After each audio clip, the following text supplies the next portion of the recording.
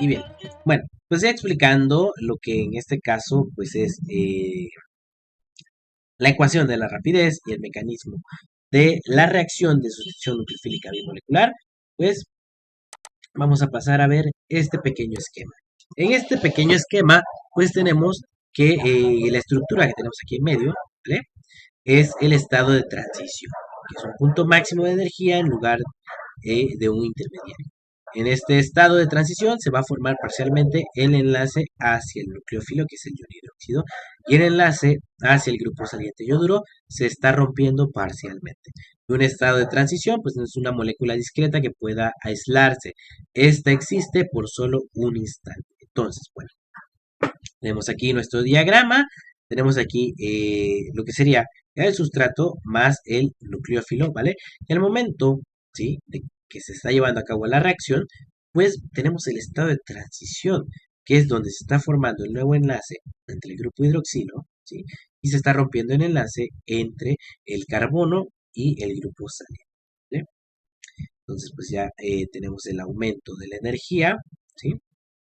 Luego la formación de lo que es el producto con la salida del grupo saliente, pues vemos esta disminución de la energía, ¿vale? De igual manera, pues lo podemos observar aquí con lo que son con los mapas de potencial electrostáticos. Tenemos acá lo que es el ion hidróxido y nuestro sustrato.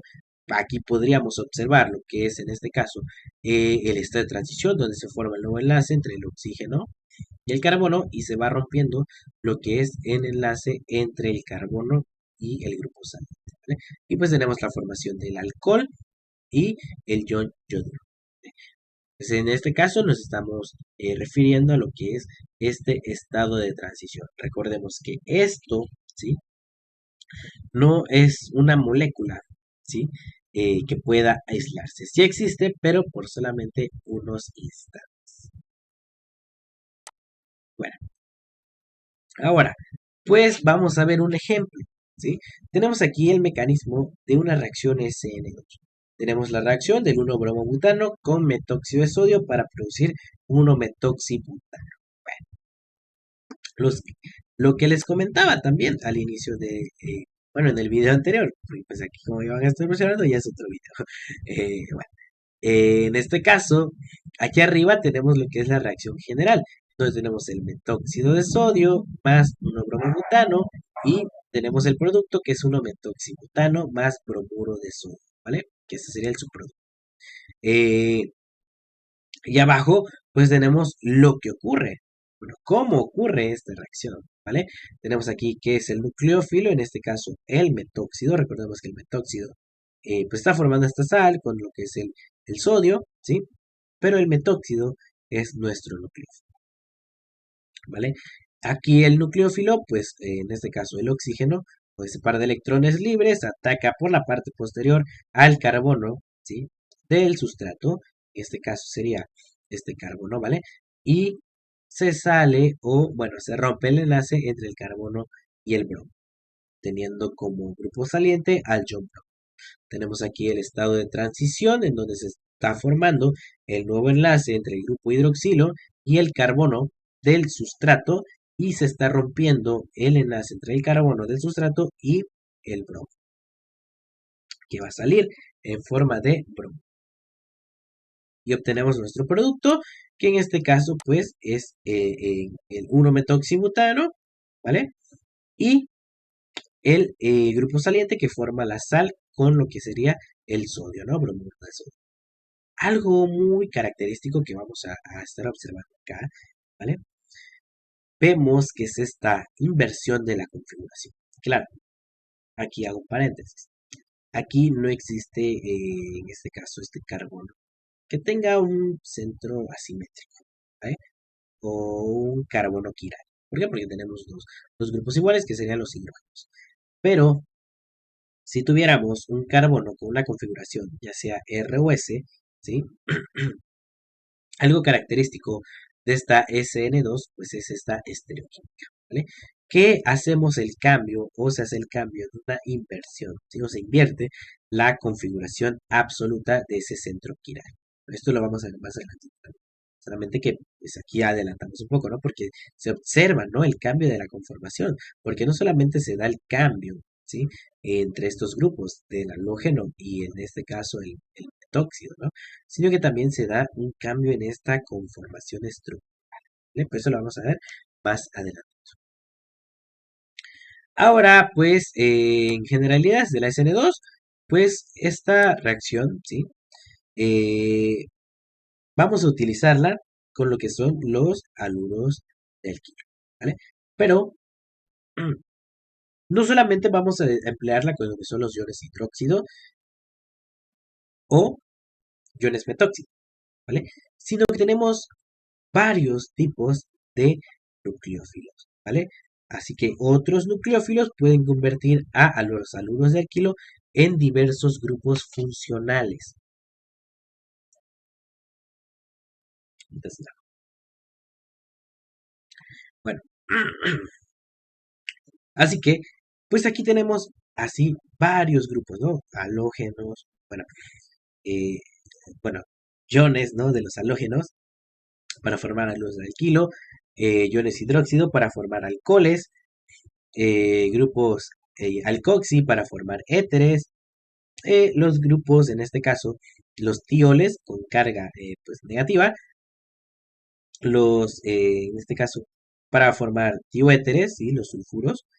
También podemos utilizar amoníaco para formar sales de amina, ¿sí?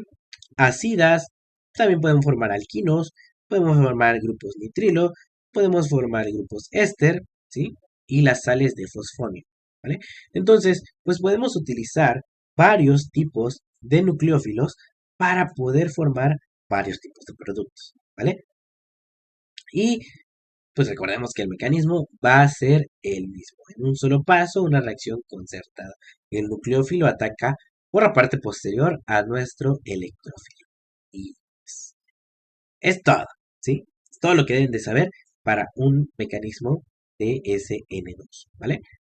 Entonces, pues, estamos viendo que no es complicado, ¿sí? A veces sí, los profesores, ¿no? De que no sé qué, que esto. Te lo hacen ver muy difícil.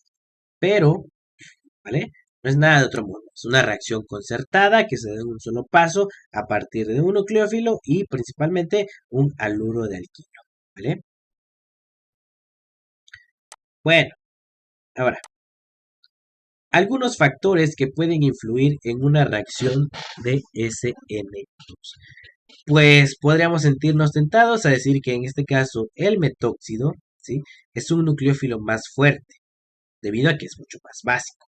Sin embargo, pues esto sería un error, ¿sí? Ya que la basicidad y la nucleofilia son propiedades distintas, ¿sí? Entonces la basicidad pues está definida por esta constante de equilibrio para abstraer un protón y la nucleofilia pues se define como la rapidez de ataque a un átomo de carbono electrófilo. En ambos casos pues el nucleófilo o la base forma un nuevo enlace, eso sí. Ahora, si el nuevo enlace es hacia un protón, pues este ha reaccionado con la base. Y si el nuevo enlace es hacia un carbono, pues ha reaccionado como un nucleófilo. Entonces, pues tenemos esta molécula, ¿vale? Que puede tener un carácter básico y también un carácter nucleofílico. Ahora, ¿en qué podemos o dónde encontramos esta diferencia? Ya que la basicidad se va a encargar de abstraer un protón, ¿vale? Y va a estar definida por esta constante de equilibrio. Y la nucleofilia, pues es en este caso cuando la molécula ataca al átomo de carbono y forma un nuevo enlace común. Entonces, estas moléculas, ¿sí?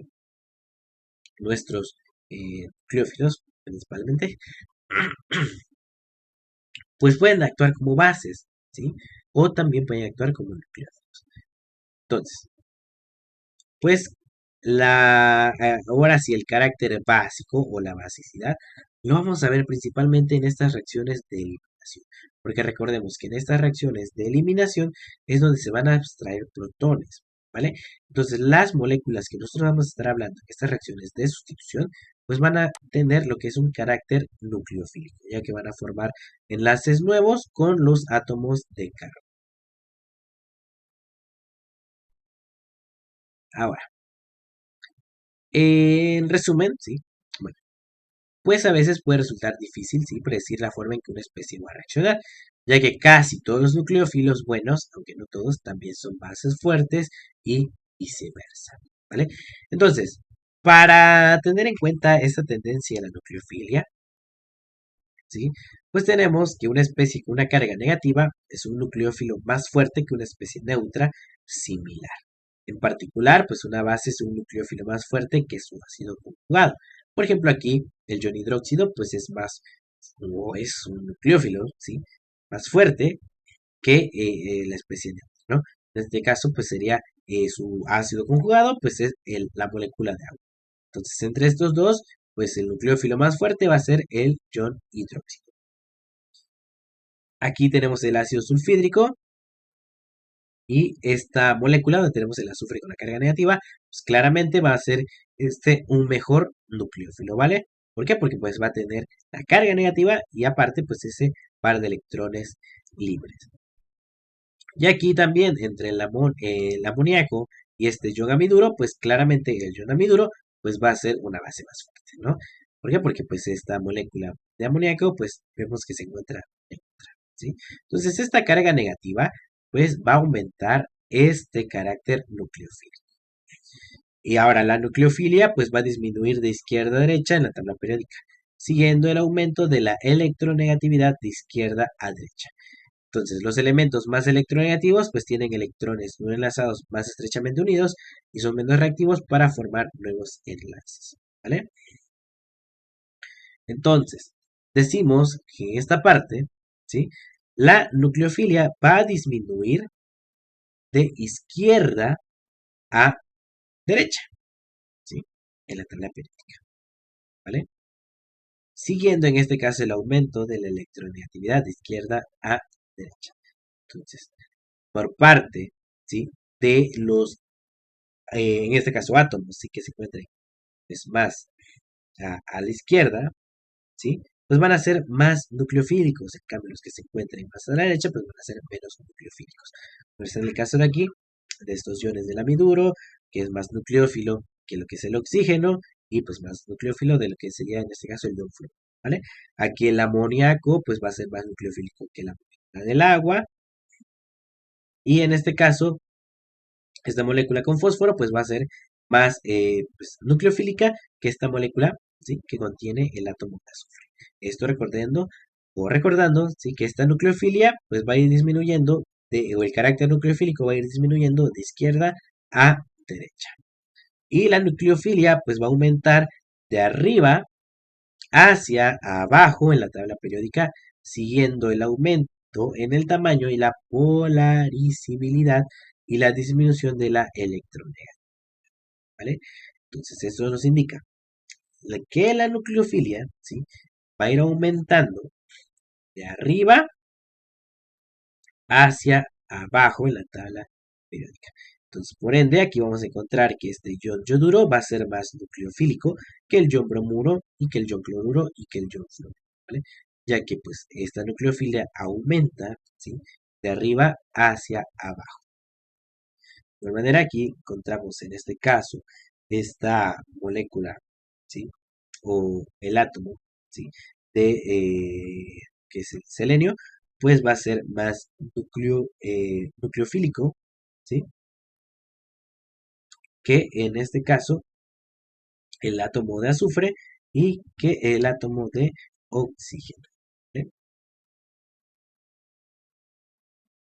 Entonces, pues va a ir aumentando, ¿sí?, la nucleofilia de arriba hacia abajo en la tabla periódica, ¿vale?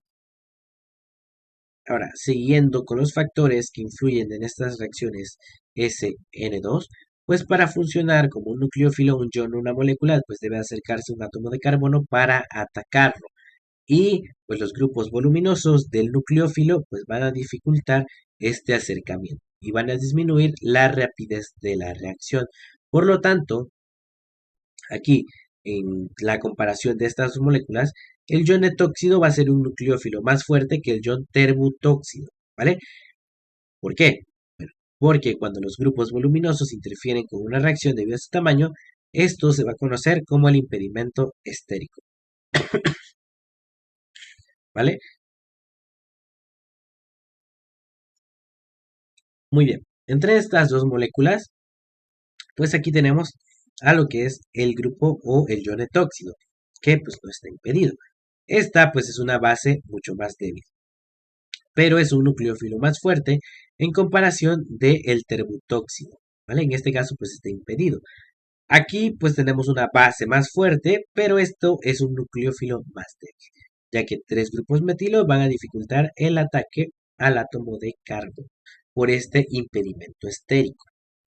Entonces, el impedimento estérico pues influye poco en la basicidad, ya que la basicidad pues implica el ataque a un protón, ¿vale? Entonces, el impedimento estérico va a influir en la nucleofilia, pero no mucho en la basicidad. Entonces, en este caso, el ion etóxido, que está menos impedido, pues va a ser un nucleófilo más fuerte. Y ahora, pues otros factores que influyen en las reacciones n dos, pues, en este caso, sobre la nucleofilia, ¿sí? De estos iones, ¿vale? Es la solvatación, y en particular en los disolventes próticos. Un disolvente prótico, pues recordemos que es aquel que tiene protones ácidos, por lo general en la forma de grupos hidroxilo o de grupos, en este caso, aminos, ¿vale?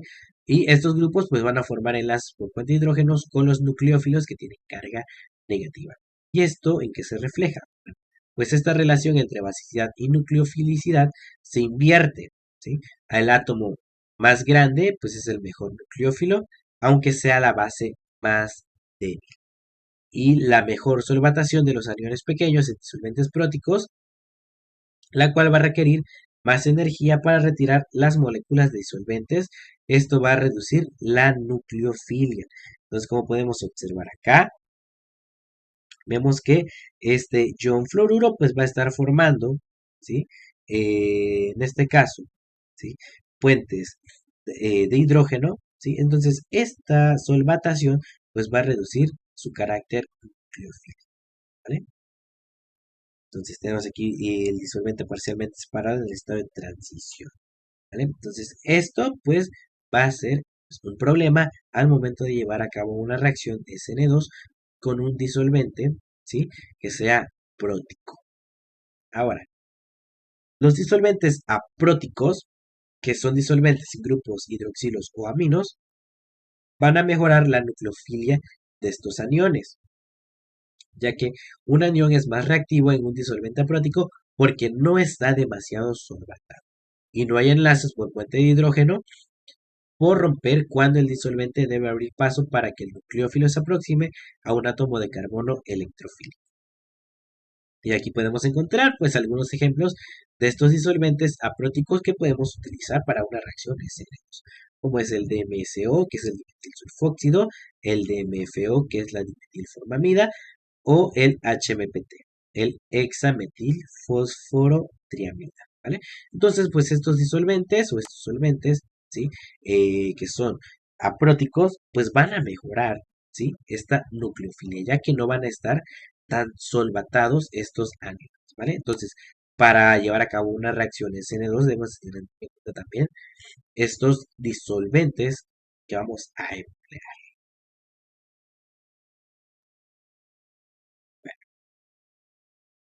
Ahora, entre otros factores, ¿sí? Que encontramos que influyen en estas reacciones de tipo SN2, ¿vale?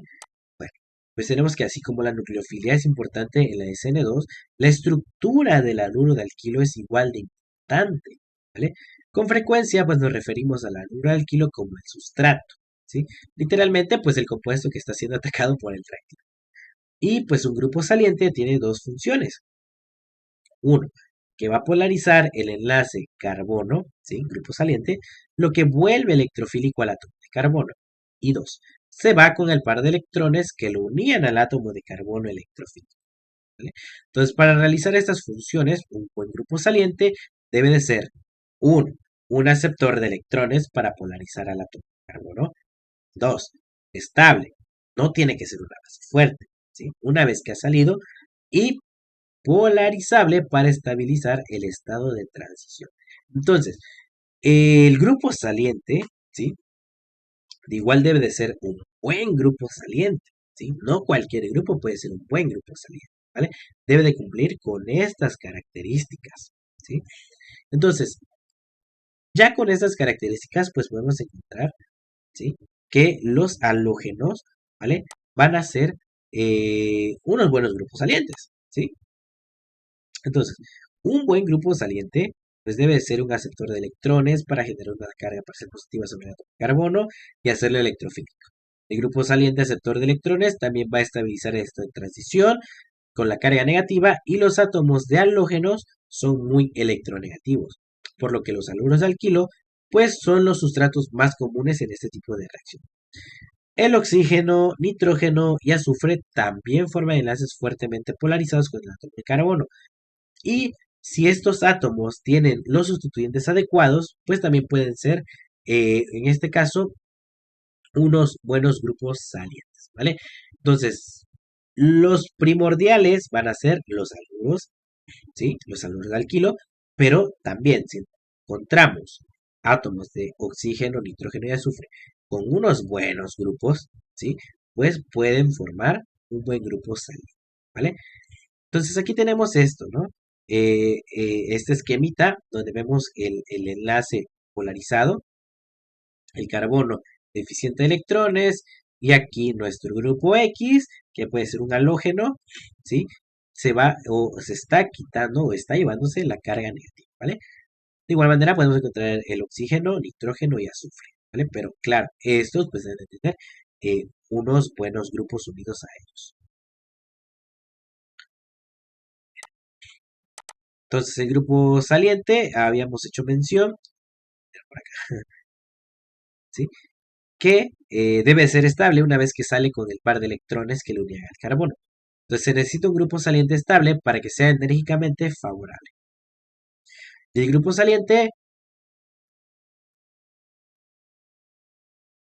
uy, el grupo saliente, perdón, parte del estado de transición.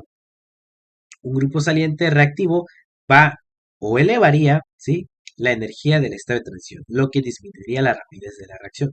Entonces, pues aquí debemos de tener en cuenta igual esta estabilidad del grupo saliente a la hora de la ruptura del enlace en el estado de transición, por lo que debe de ser estable, ¿vale? Porque se lleva ese par de electrones que lo unían al sustrato. Ahora, pues los buenos grupos salientes deben de ser bases débiles, ¿sí? Por lo que son las bases conjugadas de ácidos fuertes, ¿vale? Entonces los hidrácidos como el ácido clorhídrico, el bromhídrico y el iodídrico son ácidos fuertes y sus bases conjugadas como es el ioncloruro, ionbromuro y el ionjoduro son bases débiles, ¿vale? Otras bases débiles como los iones sulfato, sulfonato y fosfato también pueden ser buenos grupos salientes ya que pues estas van a ser bases débiles. Y los iones hidróxido y alcóxido y otras bases fuertes pues son malos grupos salientes para las reacciones de tipo SN2. Por ejemplo, el grupo hidroxilo de un alcohol es un mal grupo saliente, ya que tendría que salir como ion hidróxido, ¿vale? Ay, perdón por eso. Bueno, entonces, mencionando aquí que en este ejemplo, ¿sí? El grupo hidroxilo de un alcohol, pues va a ser un mal grupo saliente, ¿vale? ¿Por qué? Porque en este ejemplo que tengo acá, del metanol, ¿vale? Y lo ataca el ion bromuro, entonces, al atacar el ion bromuro a este carbono, el sustrato, sale el grupo hidroxilo, pero saldría en forma de hidróxido, ¿sí? Que recordemos que el hidróxido es una base fuerte, ¿vale? Entonces, las bases fuertes son malos grupos salientes, por lo que deberíamos tener un medio ácido para que este eh, hidróxido se protonara a formar una molécula de agua y esta molécula de agua ya sea un buen grupo saliente, ¿sí? Entonces, iones que son bases fuertes y malos grupos salientes, tenemos el hidróxido, el alcóxido y el amiduro. Por lo que, si van a ser grupos salientes, el hidróxido debe formar agua para hacer un buen grupo saliente, el alcóxido debe formar ¿sí? Un alcohol, para que sea un buen grupo saliente, y el amiduro pues debe de formar en este caso el ion o el amoníaco, ¿vale? Deberíamos formar una molécula de amoníaco para que sea un buen grupo saliente. ¿Por qué? Porque si salen de esta manera pues van a ser bases fuertes y por ende pues van a ser malos grupos salientes. Y pues bueno, una molécula neutra frecuentemente funciona como el grupo saliente de una especie con carga positiva, ¿vale? Entonces tenemos aquí bases débiles que son buenos grupos salientes o grupos salientes comunes. Iones, tenemos los haluros, tenemos el cloruro, bromuro, yoduro, tenemos el sulfonato, sulfato y los grupos fosfatos también son buenos grupos salientes. Y moléculas neutras, los que les comentaba en la diapositiva anterior, donde tenemos la molécula de agua, los alcoholes, las aminas, las fosfinas y los sulfuros. Recordemos que también tanto el oxígeno, nitrógeno, azufre y fósforo pueden ser buenos grupos salientes si tienen los sustituyentes adecuados. Entonces, para tener en cuenta estos, ¿sí? Son algunos buenos grupos salientes que podemos encontrar, ¿vale? En próximos videos, pues también vamos a estar llevando a cabo, pues, algunos ejemplos, algunos ejercicios, y pues vamos a ver cómo se da la formación, pues, de esos grupos salientes, ¿vale? Bien.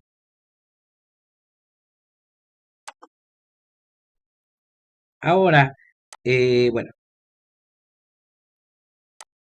es lo que les comentaba hace un momento. Aquí tenemos el metanol, ¿vale? Aquí, si se adiciona un alcohol a una disolución ácida, pues en este caso el grupo eh, hidroxilo, pues se puede protonar y entonces forma una molécula de agua y esta ya es el grupo saliente, ¿vale? Tenemos aquí la reacción entre lo que es el metanol, el bromuro de hidrógeno o ácido bromídrico, que esto pues ya viene siendo lo que es un medio ácido, ¿sí?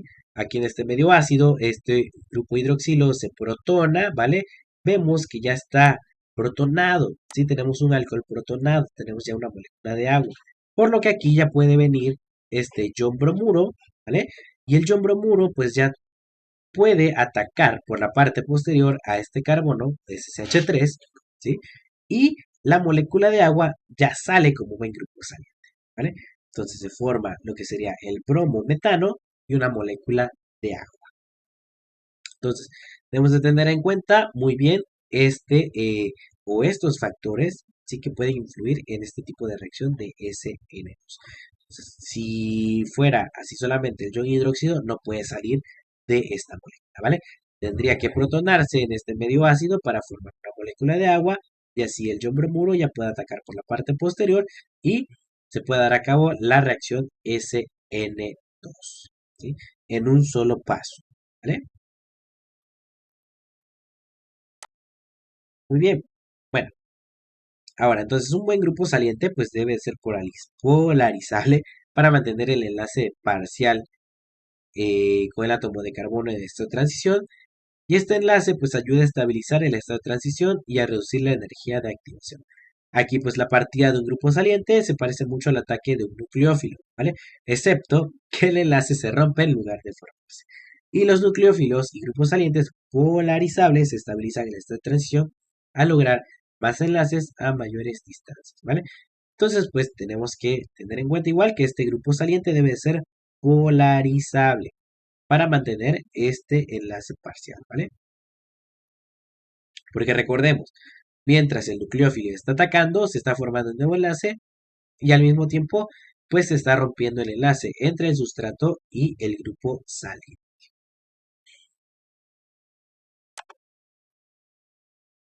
Muy bien, algo ahora sí muy importante que debemos de tener en cuenta, ¿sí? Que es un factor que puede influir mucho en las reacciones N2, es que pues distintos tipos de haluro del kilo pues experimentan este tipo de reacción con rapidez muy diferente.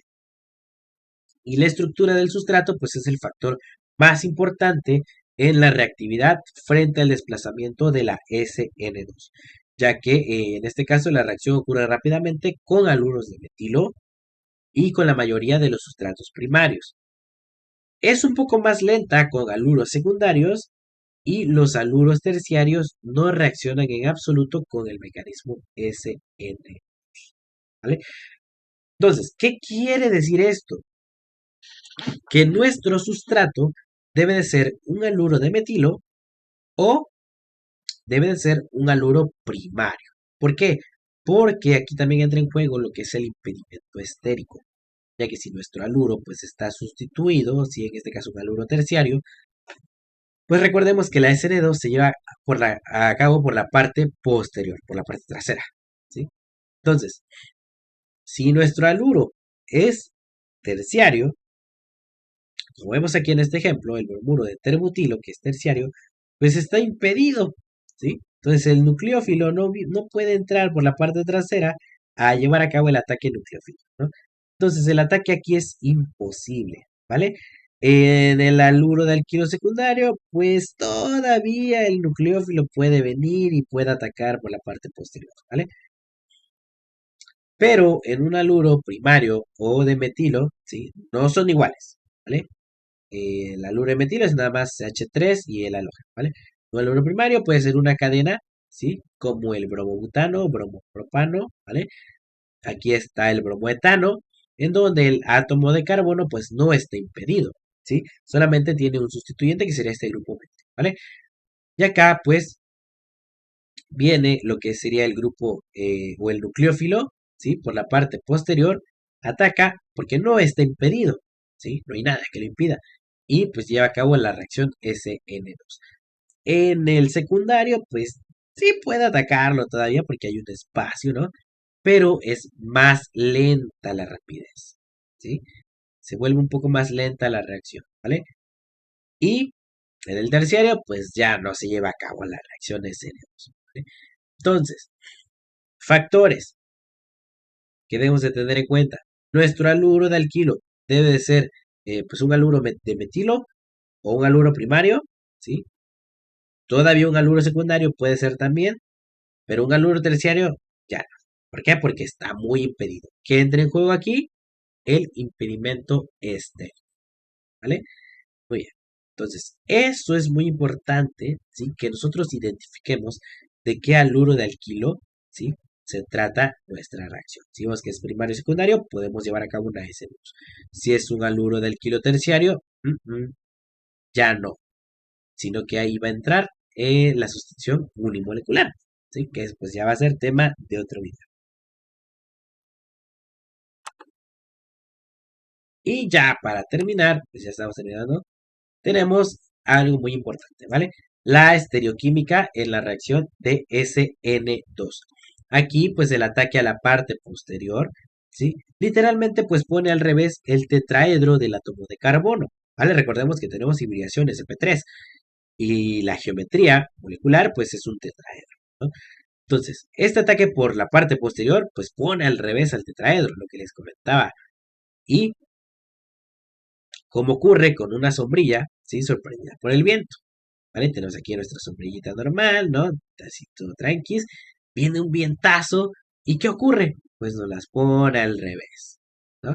Es lo mismo que va a ocurrir en este tipo de reacción SN2. Entonces, en el producto, el nucleófilo pues asume una posición estereoquímica opuesta a la posición del grupo saliente originalmente ocupado. Y a este resultado se le conoce como inversión de la configuración del átomo de carbono.